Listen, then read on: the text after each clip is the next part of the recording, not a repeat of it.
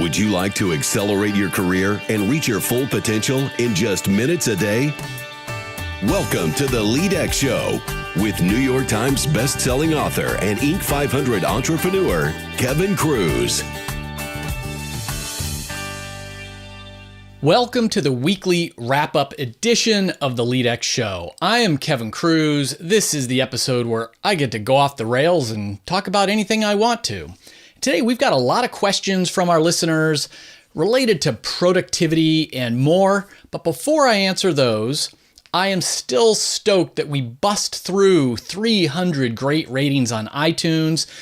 We could use more, though. This is the number one way we can build our family. And I want to personally thank these people because just in the last week, they left reviews up on iTunes. We got reviews from MJ Milwaukee, Anastasia Q, Great Life, John the QM, so many great reviews. Hey, MJ Milwaukee, I'm glad your spouse likes me and my minimalist ways. The review of the week is actually going to be from John the QM, who wrote, I am a senior manager with over 30 years of experience, and I always listen to the podcast with notebook in hand. There seems to always be that valuable idea that becomes actionable in my life or in my teaching of new to mid-level managers. John the QM, thank you for that. And because I read your review out loud, shoot us an email at info@leadx.org because I want to send you a prize, maybe a LEADx mug or t-shirt. And all of you out there who have ever left a review, or you can go do it real fast right now, send us an email if you haven't already, because if you've left a review, we want to invite you into our private Facebook mastermind group, our ambassador program. It's where we get to hang out, do inside track stuff. I send out free books every month or two, blah, blah, blah. Just do it. Go to iTunes, search on LEADx, and then just say you want to leave a rating. Click some stars. It's going to take you about 10 seconds. It'll take you 10 seconds more if you want to leave a one-sentence review. So thank you for all of that, everybody. And things have been going great here. Just a few days ago on Friday, we debuted our new video training program, the very first in the curriculum, from individual contributor to first-time manager. We had hundreds of people tune in and watch it live, and then dozens, 50, 60 people stayed for my open office hours. If you ever wanted to ask me questions about anything, this one, I got a lot of questions about management and leadership, then you can sign up for one of these webinars and get my open office hours where, you can ask me anything. We interact back and forth. A lot of questions last week on what to do with toxic employees. I didn't realize that was such a problem, or so many people were struggling with that issue. So I'll probably film a training video on that in the near future. I've been designing our new mobile app, which we're making progress on. That should be out in a few months. And this is just sort of a bonus. I've been really enjoying this mobile app called 1 Second Every Day. And Dan Pink in his January email blast mentioned it. And I said to myself, is that the same app that I was using 5 years ago? I think I was a Kickstarter supporter, and it was so awful. It was so buggy that I took it off my phone. Well, it's 5 years later, and now the app is really good. And it's fun. It's basically, it gives you a reminder, and you take a 1 second video every day of your life, and then you can run them all together. So you can make, a 30-second video for the month of January, or you can wait till the end of the year and, get 365 seconds all together and have your entire life, your entire year captured in 1 second videos. And this is where I think that, I rail against smartphones and apps because they're productivity killers. They interfere with mindfulness and I think genuine in-person relationships. That's the downside. This is the smartphone and apps at their best, where it's nudging you to be present, to be aware, okay, what will my 1 second shot be today? Will I wait until I'm out to dinner, on date night? Or is it going to be when I'm at my kid's soccer game? Or, I'm just working all day and I'm going to take a screenshot of my computer screen. It just makes you pause and get into the moment. So I'm just having really a lot of fun with that. And up on my social, at the end of January, I'll post my 30 seconds or whatever it is up on the social media channels. So let's do some Q&A. We've got, let's see, this first one comes from Trevor. Reading your book was an eye-opener. I often heard of people shutting off their email, dealing with it only at certain times of the day, but I didn't believe it. I had the notion that if I didn't look right away, it may be something important and someone would be disappointed or upset if I didn't respond.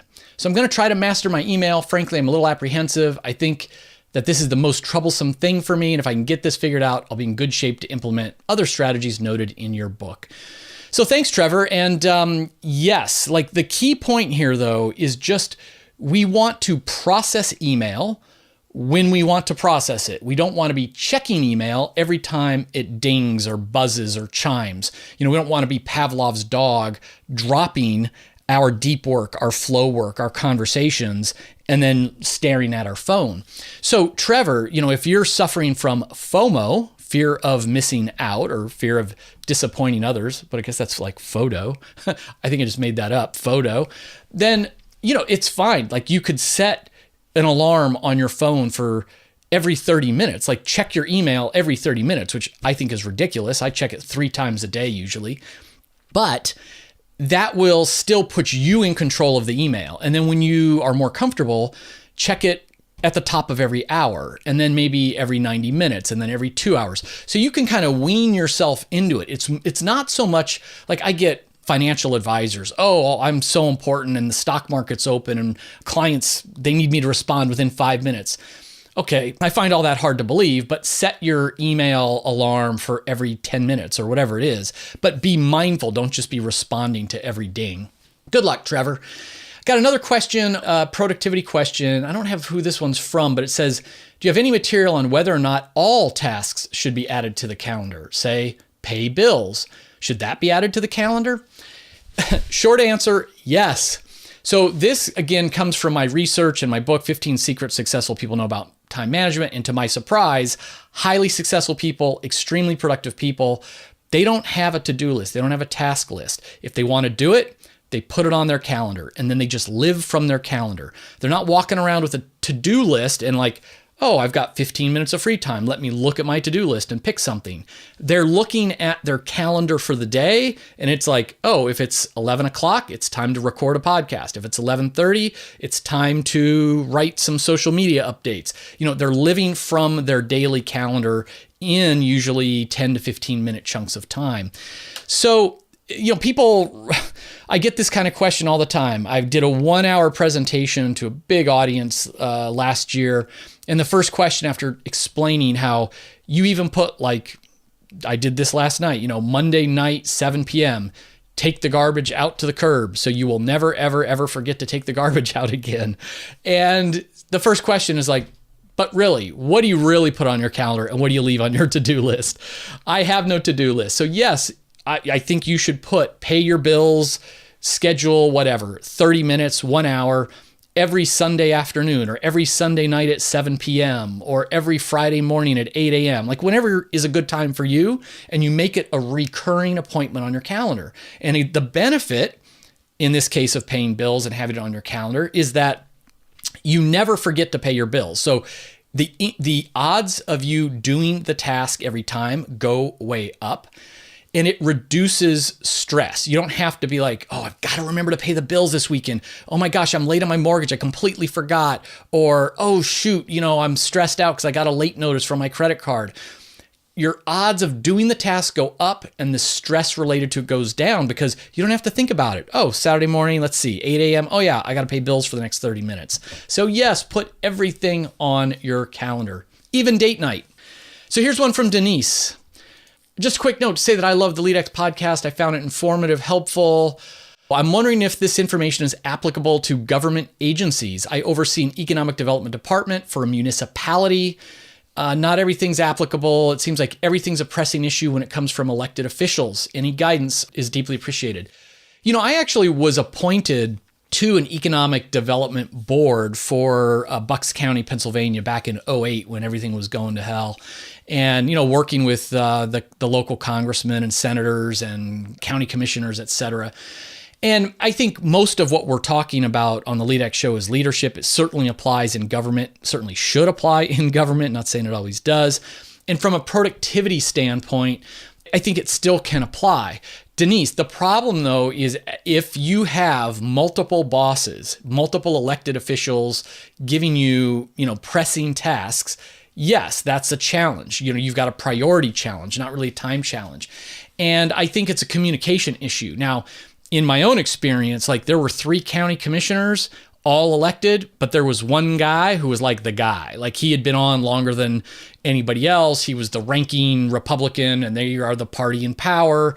The junior person kind of looked up to him. So, everybody sort of knew that guy's direction and opinion counted just a little bit more than everybody else's. But call them out on it and say, yes, I absolutely can take care of that for you. And these other officials told me to do these other things. Can your thing wait? Or should I go back to them and ask them if your thing can trump their thing? Like I would just push it back. And then finally, one more question. This is a fun one. Someone, she is from the Philippines. She works on a cruise ship. And she says, I'm reading your book, 15 Secrets.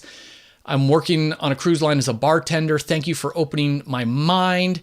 And please let me know if you'll be having a seminar in San Francisco. Our ship docks only for a day, but I'd be happy to attend. And then I sent an email back saying, I'm not doing public events right now, sorry.